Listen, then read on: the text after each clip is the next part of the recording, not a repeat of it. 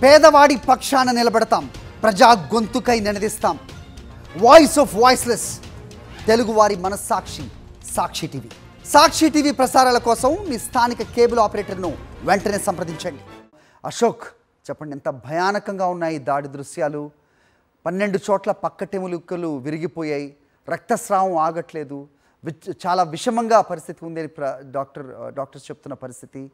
ఎందుకు చేస్తున్నారు ఈ దాడులు అంటే ఆ ప్రశ్నకి సమాధానం లేదు. సంవత్సరంకి పైగా ఈ దాడుల పరంపర అయితే కొనసాగుతూనే ఉంది. అడ్డుకట్ట వేసే నాదుడే లేడన్నట్టుగా ఆంధ్రప్రదేశ్లో పరిస్థితి ఉంది. ఏంటి మీ దగ్గర ఇన్పుట్స్? పొన్నూరు నియోజకవర్గంలో మన్నావ్ గ్రామంలో నాగమల్లేశ్వరరావు సర్పంచ్గా పనిచేస్తున్నారు. ఆయన కుటుంబం దాదాపు కొన్ని దశాబ్దాల నుంచి రాజకీయాల్లో ఉంది. పూర్తిగా ఆయన బలమైన నాయకుడు. తెలుగుదేశం పార్టీ అధికారంలో ఉన్న అక్రమాలు చేస్తూ ఉంది.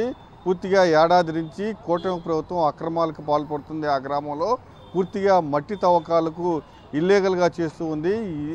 దీన్నే ప్రశ్నించారు నాగమల్లేశ్వరరావు. ఇప్పటికే కలెక్టర్కి ఫిర్యాదు కూడా చేశారు. కొంతమంది గ్రామస్తులు కూడా ఆ ఫిర్యాదు కూడా చేయడం జరిగింది. అయితే వీళ్ళంతా ఖచ్చితంగా నాగమల్లేశ్వరరావుని ఖచ్చితంగా అడ్డు గనక తొలగించుకుంటే ఈ గ్రామంలో మనకి తిరుగు ఉండదు. పదే పదే మనం చేసే పనులకు, అవినీతి కార్యక్రమాలు, అక్రమాలకు నాగమల్లేశ్వరరావు అడ్డుపడుతున్నారు. ఖచ్చితంగా ఇతన్ని అడ్డు తొలగించుకోవాలన్న ఆలోచనతోనే ఈ దాడి చేసినట్లు కూడా గ్రామస్తులు చెప్తూ ఉన్నారు. నిన్న సాయంత్రం టీ తాగుతూ ఉన్న నాగమల్లేశ్వరరావు పైన విచక్షణరహితంగా దాడి చేశారు. పెద్ద పెద్ద రాడ్లు, వాటిని చూస్తే ఎంత పెద్ద పెద్ద రాడ్లు ఉన్నాయి. ఒక్కసారిగా రావటం, అతని పైన దాడి చేయటం, ఇద్దరు దాడి చేశారు. మరొక మూడో వ్యక్తి కూడా దాడి చేయడానికి వచ్చారు. దాడి చేసే సమయంలో దూషిస్తూ ఇతన్ని బతకనివ్వకూడదు, చంపేయాలి, గ్రామంలోకి వస్తే చంపేస్తామంటూ చెప్తూ పెద్ద పెద్దగా అరుస్తూ ఆయన పైన దాడి చేశారు. ఒక్కసారిగా నాగమల్లేశ్వరరావు కింద పడిపోయాడు. ఆ రాడ్డు దెబ్బలకు కింద పడిపోయారు.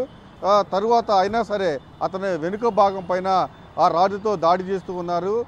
కొంత సమయం తర్వాత నాగమల్లేశ్వరరావు మళ్ళీ పైకి లేవడంతో మళ్ళీ తలపైన ఆ రాడ్డుతో ఒక్కసారిగా బాదటంతో ఆయన మళ్ళీ కింద పడిపోయిన పరిస్థితి. వెంటనే అక్కడ స్థానికులు వెంటనే హాస్పిటల్కి తీసుకొచ్చారు.